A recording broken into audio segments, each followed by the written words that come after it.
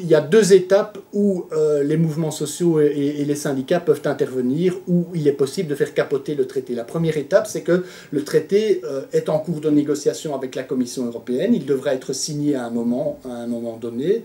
Et donc le scénario idéal pour nous, syndicats, ce serait de faire capoter le traité avant que le traité ne soit signé. Donc il n'y ait pas de signature de traité par la Commission européenne.